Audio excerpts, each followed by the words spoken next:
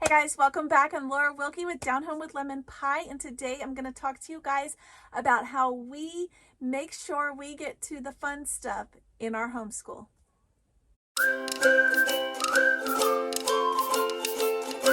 All right, guys, welcome back. I'm Laura Wilkie. I'm a Christian stay-at-home homeschool mama of 7. We have been homeschooling since the very beginning, and if you are starting to feel like you're not getting to the fun stuff, like homeschooling is such a drag, I've been there and I get it.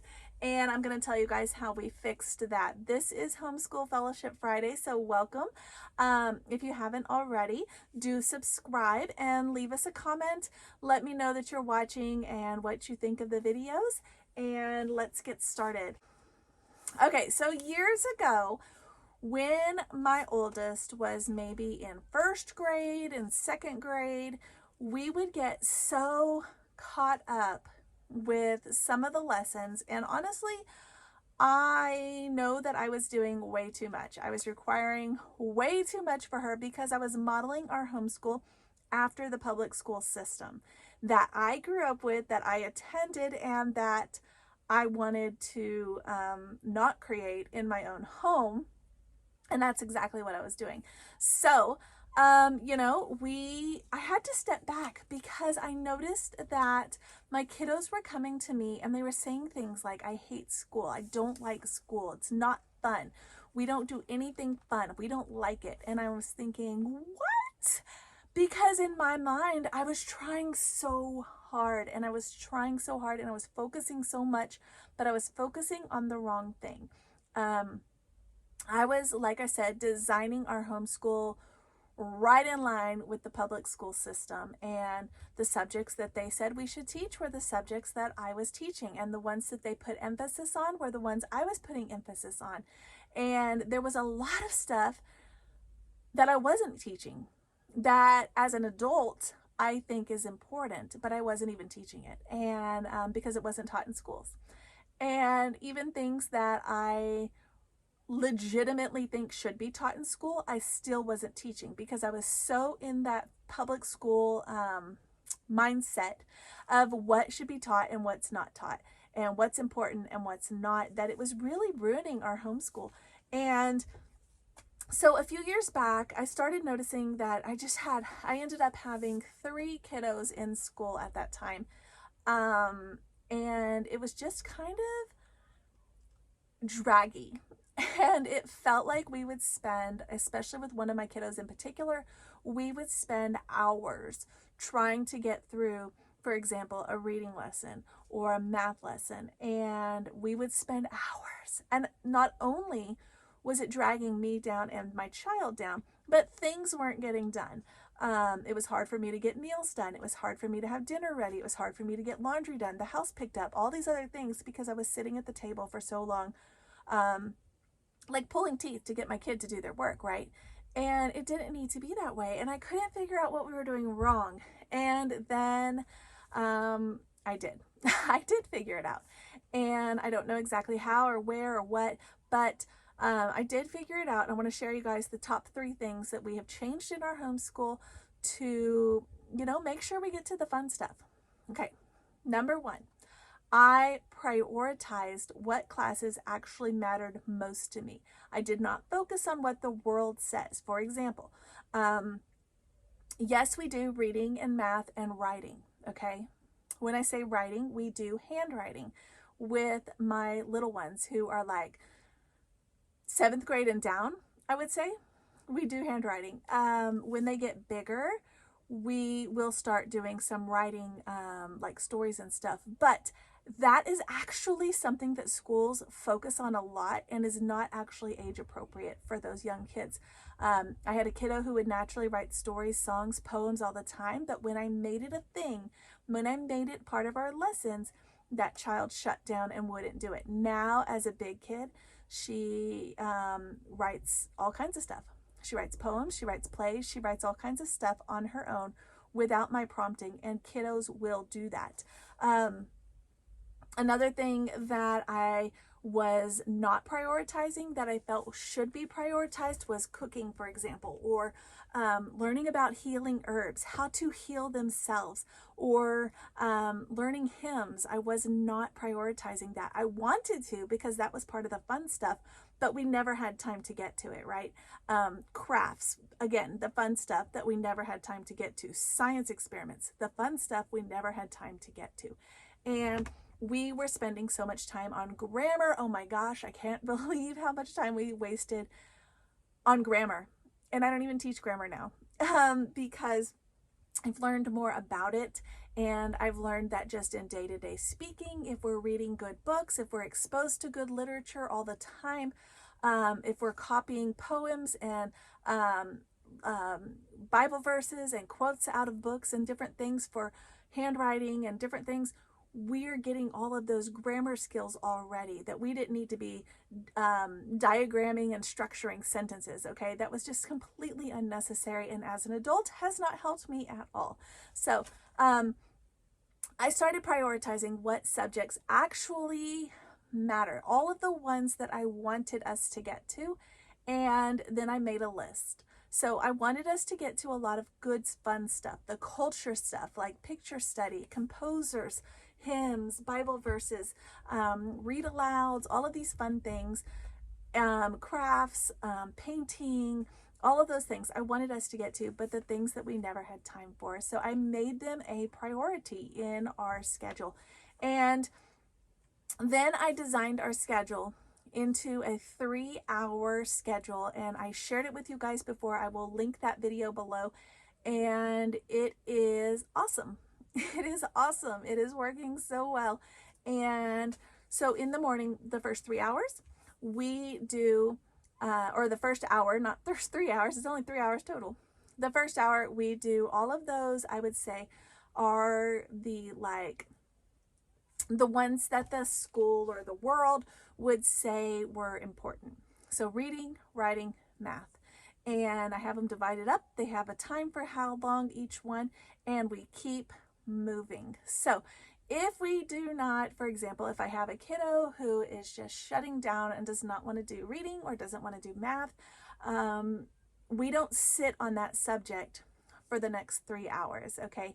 We keep moving. They have a certain amount of time that they can get that done, and then we move on because other subjects start at other times.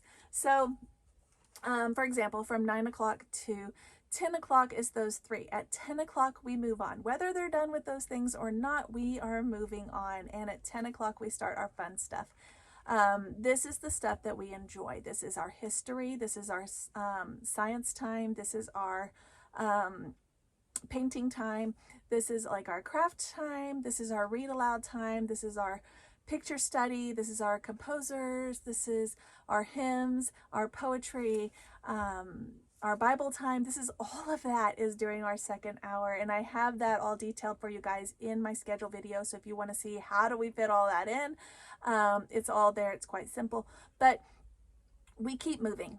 I don't accept them to, or allow our children to just dawdle and sit on a subject for the whole day. We just move on. And if they want to join us, they can. If they don't want to join us, I've told my kids lots of times, I can't force you to learn. I can't. But I can give you the tools and I can expose you to all of the things. And I truly believe that when their brains and bodies are ready, they will do it if we have not forced it. So I tell them that. However, there is a stipulation that goes with that.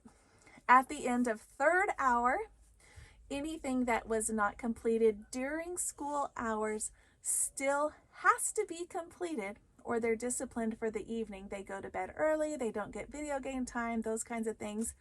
But it still has to be completed. Let's say they don't want to complete it, okay? They're still sitting on that reading assignment or that math assignment. They don't want to get it done.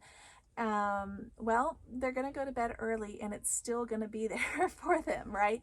So Some of my kiddos, I've said, you know, you don't get to go do this, or maybe a friend comes over and wants to play, and I say, hey, you can't go play with them because you didn't get this done. And they say, okay, well, can I get it done right now? I'll get it done in 5 minutes. And I'm like, yeah, you can get it done, but because you still have to get it done or you're going to bed early. But that doesn't mean you get to go play. School has to be done at school hours. And so they still have to get it done or they're going to bed early. And if they don't want to get it done, that's fine. We'll just continue on. The purpose, so this is number 2, was keep the schedule moving. That was the big one. And, you know, just keep moving. And so we do. We just keep moving. Sometimes I have kiddos who come to me when I'm preparing a meal and they say, hey, I'm ready to get this done now. And I have to tell them, hey, I'm really glad that you're ready to do it now, but this is not a good time for mommy. Mommy gives you the first 3 hours to where I can give you my undivided attention. I will try to fit it in now in the afternoon, but the best time for me was during that time. And now I have other things. I have other kiddos I'm tending to, and I have meals and laundry and chores that I'm also trying to do. So I'll still help you, but it's going to look a little different. It's not going to be mama sitting at the table with you one-on-one. It's going to be, let's work on a problem, and then I'm going to go rotate the laundry and we'll work on another problem, because I'm trying to show my children that I can't just stop. There is a time to do things, and those things have to be done at that time, because this is a skill they need to learn when they go to the real world. For example, let's say they have a job where they're supposed to work Monday through Friday, but as it so happens, they really want to go to the movies on Friday, and so they think, oh, well, we'll just go to work on Saturday to make that up. Okay, it doesn't work like that, obviously. Maybe the place they work at isn't even open on Saturdays. Maybe, you know, their boss has somebody else scheduled to come in that time, so that's not going to work. You can't just do it on your time. It has to be done on the time that it's supposed to be done, and that is something that is a Charlotte Mason thing. That is a like a thing that we are taught through Charlotte Mason, and it was hard for me to do that one. And the other one was number 3, which is consistency. Be consistent. Yes, your kids are going to fight this. Okay, they're going to fight it. They're going to probably fight it for at least a month. But once they see that you're not backing down, once they see that, you know, they have to get school done at school time or they don't get to go play. They have to get school done at school time or they don't get video games. They don't get TV time. If it doesn't get done at all for the whole day, they go to bed early.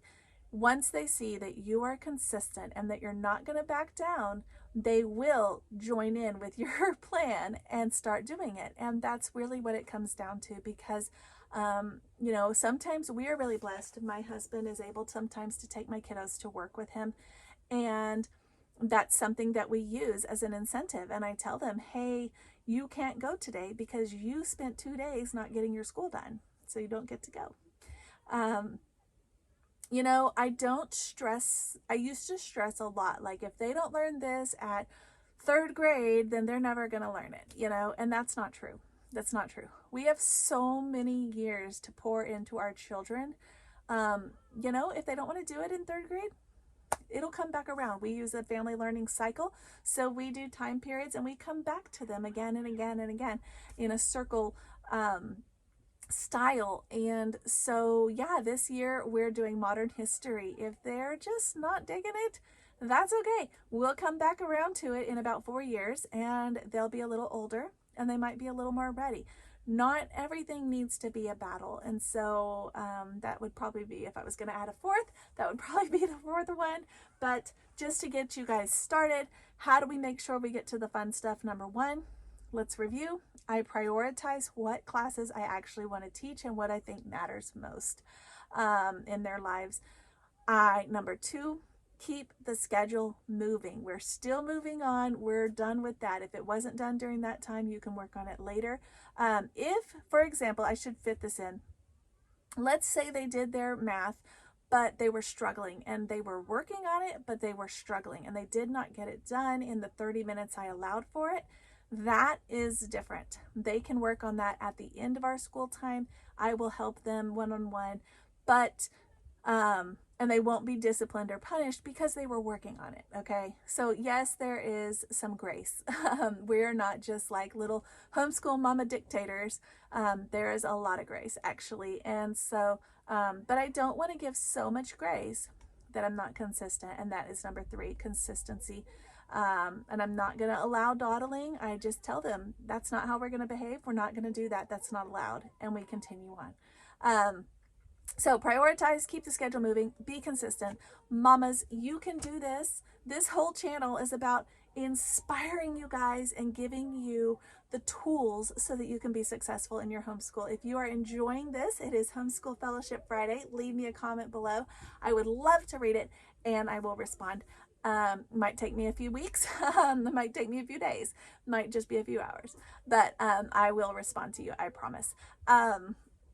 Anyway, guys, thanks for watching. Do subscribe, and I will catch you guys next time.